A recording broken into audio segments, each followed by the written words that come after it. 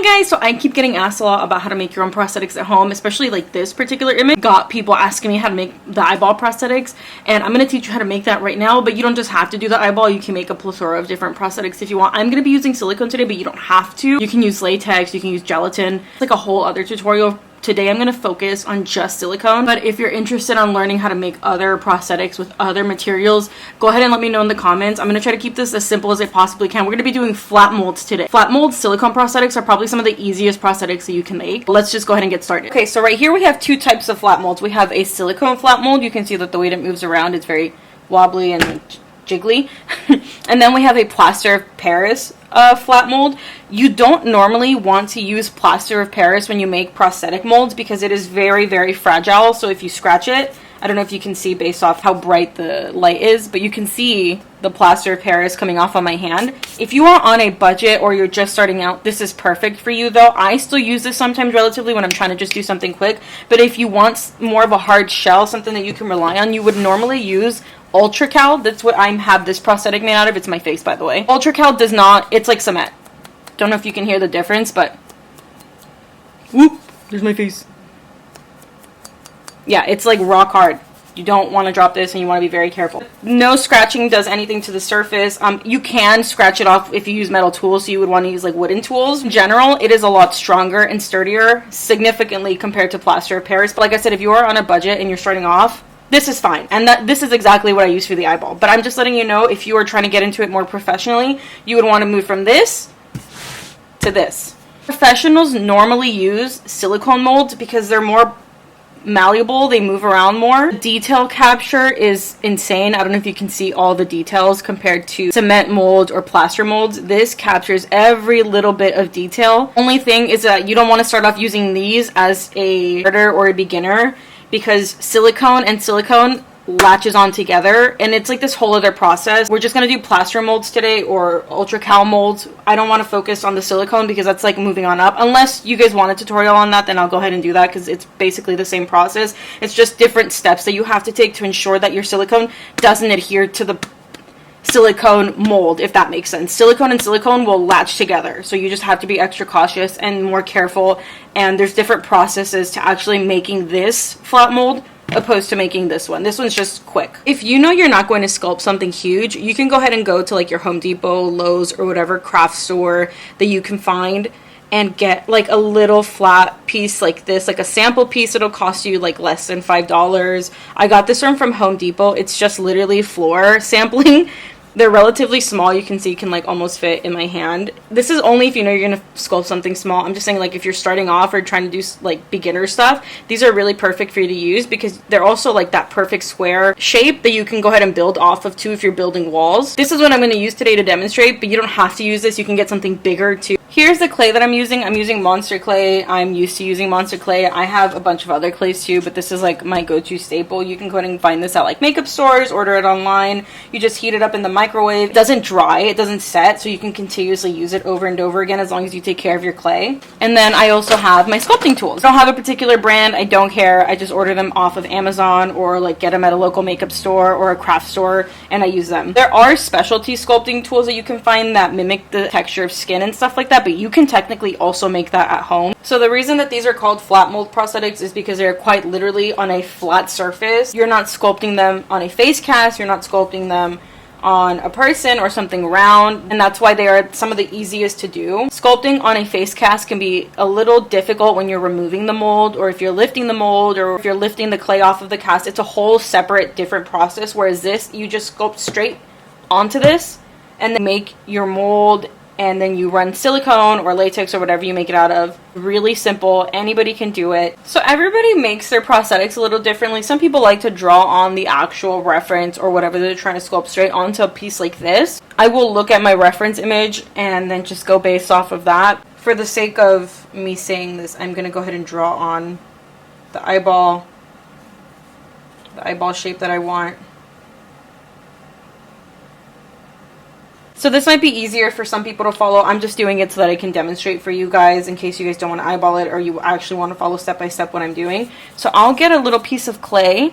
You can microwave this clay, but since I'm not using too much, I'm just going to warm it up with my hands. I'm just going to go ahead and press it out.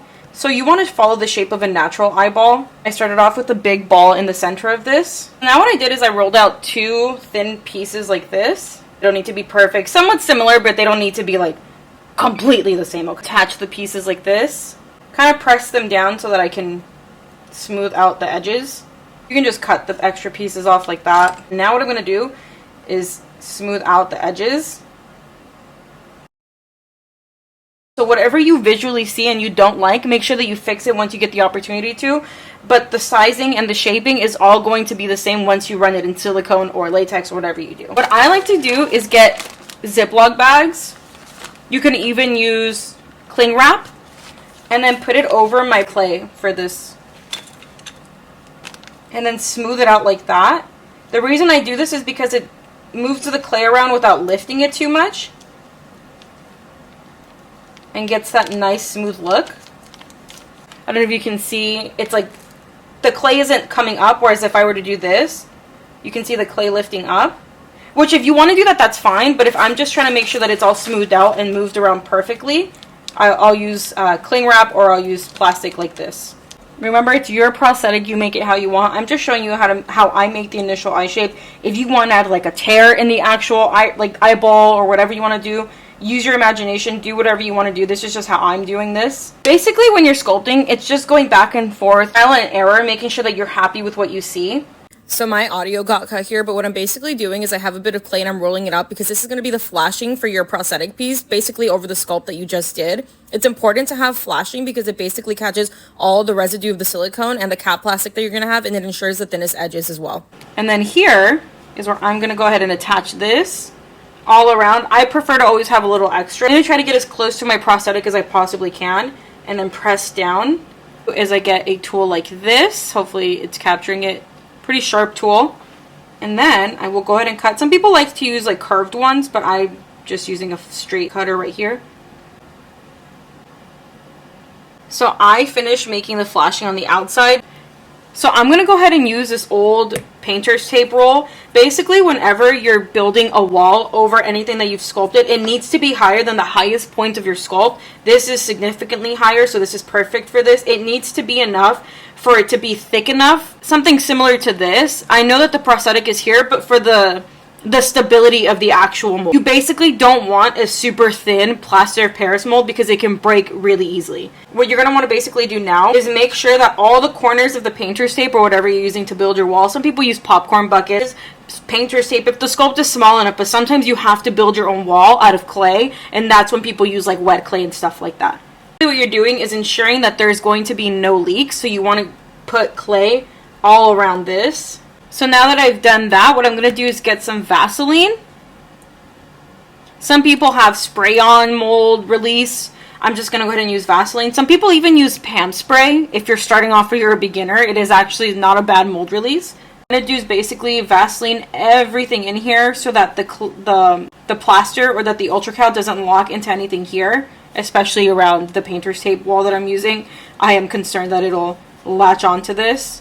But make sure you cover up every little bit. Make sure that it's not gooped on there either, because you don't want to lose any detail or impressions that you have on your sculpt. Just enough to like do a thin layer. So if my face sounds a little muffled, it's obviously because I have a face mask and I'm about to run this in plaster. I have a cup filled out with water right here. I think this is still relatively a lot for what I'm using right here, but just so I can visually show you, I'm probably going to have some rollover plaster. But you always want to start off with water and then siphoning in your plaster or ultracal inside rather than having a thick lump of powder and then cycling water, because it can get chunky and lumpy. For ultracal, if you use hot water, it tends to set quicker. If you use cold water, it tends to set slower. I have cold water here just so I can demonstrate to you. Normally I use hot water because I'm used to using it. Okay, so my thing broke, my camera like ballpoint, so I am at the mercy of hopefully recording on my phone and on the camera. So I'm going to go ahead and sift this through right here. I'm going to move this so that it doesn't get in the way. Do little bits at a time. Be sure that you're wearing a mask too while you're doing this. You can see it over the phone that it's kind of dissipating into the water, and that's what you want. I'm happy with the consistency of this. It looks like pancake mix basically. I'm going to go ahead and pour it in to the mold.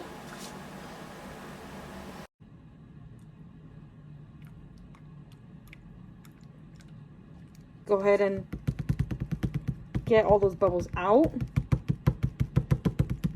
And now we wait. So the dry time can vary. I'm going to assume it's going to take at least an hour. So I am back. Let's go ahead and see.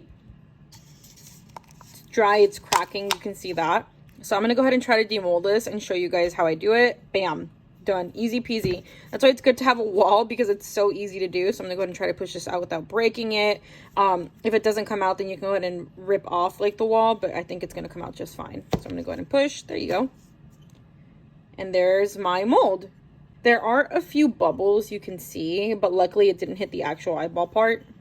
So now comes the actual casting part and running this in silicone. I'm going to go ahead and Vaseline this also as like a little release for the silicone. Also, if the quality of anything has gone down, it's because I'm recording on my phone. Unless it went better, then I will record more often on my phone. So this is my scale. Obviously, it's broken, so use what you have. Basically, what you want to do, well, mine is broken, so make sure that when you turn it on, it starts off at 0 so that you can measure your silicone properly. So I am just using like these little dentist cups. I marked the bottom, but it's not showing up here, so I have to get a Sharpie. So I'm marking it B, and then I'm marking it part A for the silicone. I'm going to use these little ones because I'm not using a lot. This is my little mold, so I don't need too much. This will be enough. Oh my god, before I get to the silicone, the most important part that makes all of this blend into the skin, I almost forgot, is you're going to need Super Baldies. You don't have to use this one. This one is activated with alcohol, but you can go ahead and get the other one that's activated with acetone, but this is a lot easier for me to use and not as harsh on the skin.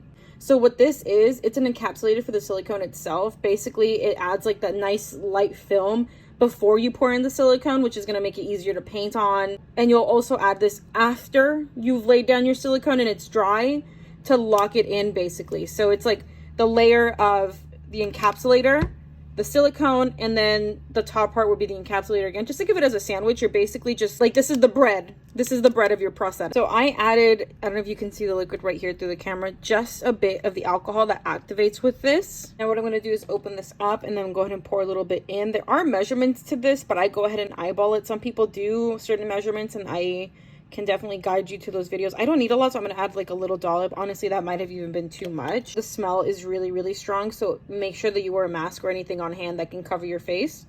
I like to apply my encapsulator with a brush. Some people use air brushes, and that's perfectly fine too. And now what I'm going to go ahead and do is start off somewhere, not straight in the center, but on the corner, and then feather it in. Do a nice light layer. It's fine that this goes over the Vaseline. It's still applicable. It's the same thing. You still need that release. So do a nice thin layer. So just give it like a minute between each pass to like set. I would do at least 3 layers at very least. So while that's setting, I'm going to go ahead and get my silicone prep. So I'm going to mark my popsicle sticks so I also don't lose sight of where they are and where they're going to go.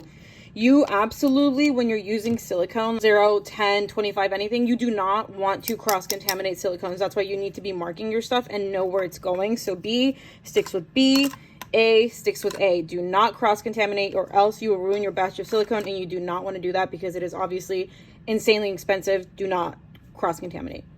So it's marked at 0 right now. I'm going to check its weight empty, and it's at 2 grams, just so that you're aware of the actual measurements that you're taking. So I have my popsicle that's B, and I'm going to scoop in to the silicone B. I really don't need a lot. That's the only reason why I'm scooping. Otherwise I would be pouring if I really needed a lot. And I'm going to go ahead and just see how much that weighs now after the 2. Okay, so it's 6 of the silicone and then 2, and that's 8 altogether. So we're gonna need this exact number for the part A. So I'm just leaving this together on the side. The reason why it's important that you make sure how much you're using weighs is so that you don't accidentally think it's like, oh, I need 2 extra, and it's actually the weight of the cup. You need to be sure that you know the weight of whatever you're taking to get the silicone to be poured in, so that you're not miscalculating the measurements. Take a little bit so that I don't put too much. My A scoop. We're at 9. I'm going to scoop out a little bit. And now we're at 8. So now I have part A and part B ready, and they are separate in separate containers. Do not mix them until you know you're about to pour in the silicone onto your mold. So while I'm waiting for that other layer to dry, I want to quickly talk to you about deadener. Deadener is basically something you can also mix with your part A and part B silicone. So deadener basically makes the silicone even more bouncy. Like, so you see how this is a little flexible and it can move around like that? Think of this, but even more so, considerably, relatively firm. Deadener is used to like really replicate that nice smooth skin texture so that it's a lot more elastic, well, not necessarily stretchy, but it feels and looks more like skin, so it's not a hard firm piece of silicone. I will be using this to show you. You don't have to use this, but this is usually what I use. You can also go ahead and find deadener at like Nigel's and Friends. You might also be able to find it on Amazon, but it just gives that more realistic skin look. The more that you put, the more soft and squishy it feels, so don't overdo it and don't put too much. Honestly, like a little dollop goes a long way. I go ahead and do another layer. Like I said, at minimum, do 3 layers at least. I'm going to wait to put in the deadener close to when I'm actually going to mix the silicone. So for now, I'm going to mix some flocking powder into part B. Flocking powder is like a good way to add pigment to your silicone and have it look more like flesh than instead of using straight pigment. I do have straight pigment, but for this is cheaper. Yeah, basically what you do is you pour it into, where's my part B? There's my part B. I'm going to go ahead and pour it on part B.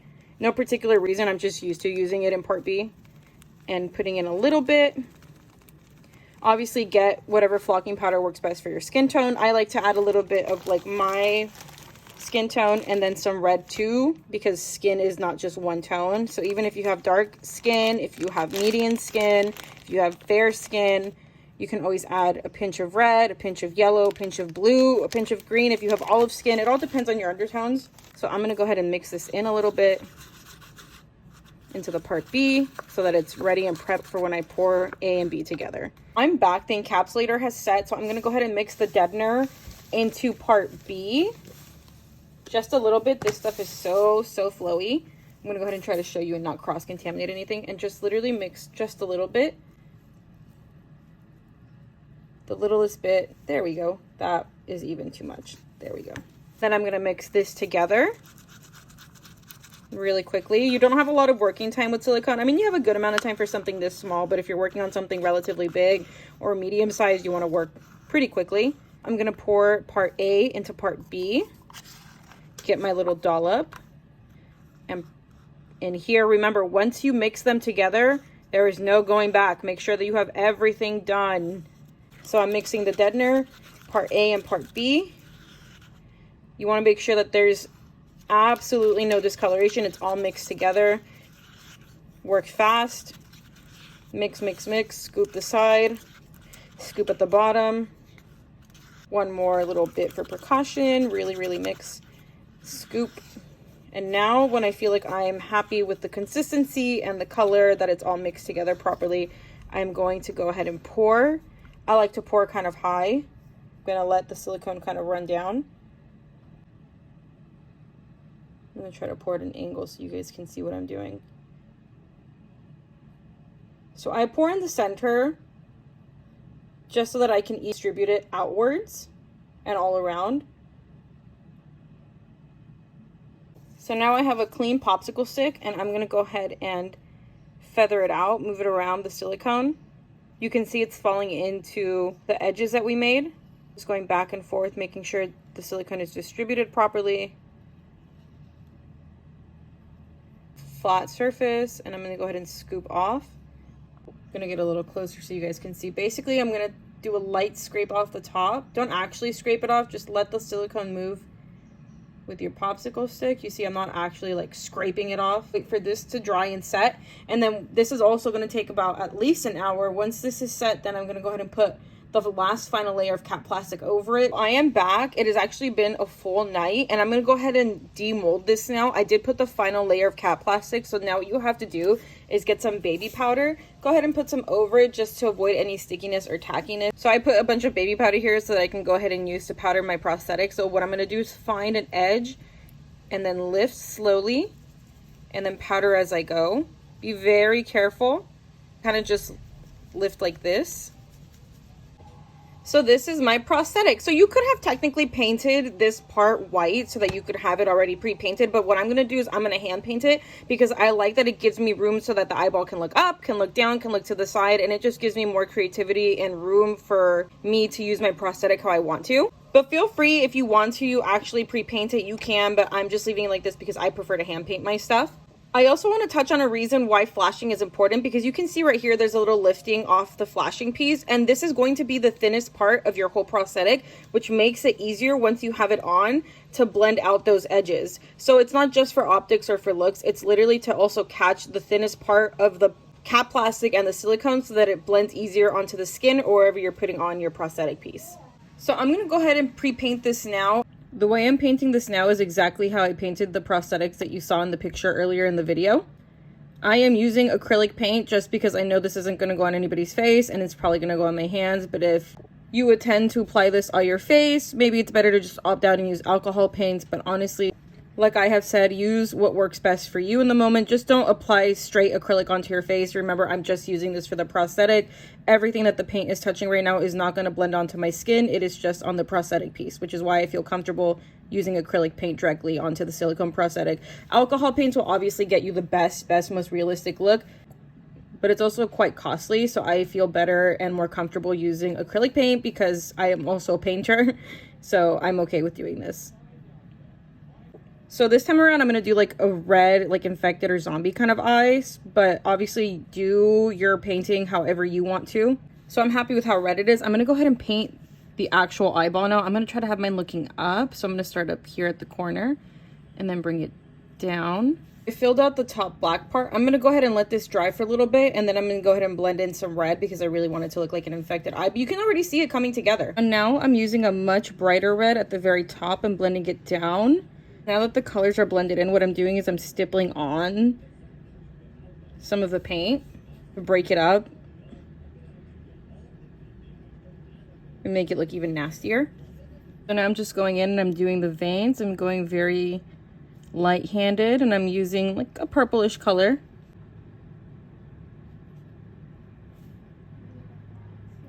I go ahead and add the black part of the eye. I start at the very top. I'm doing this backwards, but you can do it however it works best for you. I'm gonna go ahead and add some highlights. You don't have to do this. This is just me being a little nitpicky. I'm not using straight white. I am using a mix of white and yellow. You can just little spots where I might want the veins to pop up more. What I'm gonna do is I have white paint on the back of my brush. I'm gonna do a little test run to see the dollop of the dot, and I'm gonna add some right here. Little dollop. There we go. Don't need to think about it too much. Do what works best. Do what's easiest. Don't have to think about it too much. I just use the back of my brush, and then we are done with painting the inside. We do still have to paint the outside. I thought everything is dry on the eyeball prosthetic because I'm going to go ahead and add a varnish so it's a little bit more glossy and looks a little bit more realistic. Do a light coat. You how gross that looks with the varnish on. If you have gloss paint, then you don't need to add the varnish. I just added it because I wanted to look sickly and disgusting. Paint job is done. I think I'm going to go ahead and apply it straight onto my arm and then paint it from there just so I can show you guys visually how to paint it. So I'm using Prozade as my adhesive. So I am applying some glue on my arm right here. Make sure that your arm or wherever you're putting the glue is clean, as well as the back of my prosthetic. I already put a little bit, but I'm going to do another little coat. So it's ready to apply once it dries clear. I'm gonna go ahead and press that on here and lay it out how I want. I want it maybe like this. And be careful, I'm using a Q-tip to help kind of press it down. And then rolling it out. You can also use your hand, but I use a Q-tip to help make sure it's evenly distributed. I'm checking my edges to see where I need to apply more glue. It's on there like it's on there. So what I'm going to do now is I'm going to blend out these edges. I'm using a Q-tip that has some alcohol in it that I'm getting from right here. And I'm going to go ahead and feather out these edges. And all the flashing is off. And that's without even me coloring it so far, powdering it. This is just straight with taking the flashing off. This is what it looks like from afar without painting it, powdering it, or anything so far. Looks nasty. Looks fun. Go ahead and paint it now. I'm going to use some alcohol to add some discoloration so that it looks like it's a little uncomfortable having this guy on my arm. I'm adding like some veins and highlighting where my vein even is and trying to make it look even more disgusting. Now I'm done. So this is the eyeball. Hopefully it was really easy to follow. I know I gave a lot of instructions. I might make like a shorter length video of this long version. I just wanted a full-length tutorial so I could give you guys as much detail for anyone that's actually like interested in learning every little bit. And even then, I didn't go into full like everything that I could have gone. I tried keeping it still at a minimum. So I'm sorry if this video is super long. I will do a shorter one and make it a lot more like simplistic and just straight to the point, but I just wanted to make sure I gave out full details. And let me know what you guys think. Hopefully you guys can create cool prosthetics like this. Remember, it doesn't have to be an eyeball. It was just the gist of teaching you the prosthetics, but I did an eyeball for the purpose of anyone that was asking for this on TikTok and on YouTube. Hopefully you guys can create some cool eyeball prosthetics and make them however you want, and I'm super eager to see. If you guys are interested in seeing anything else or you want to learn anything else, go ahead and comment down below and I will try to answer and do as many videos as I possibly can, because I am here to help out anyone who's interested in learning. Okay, bye!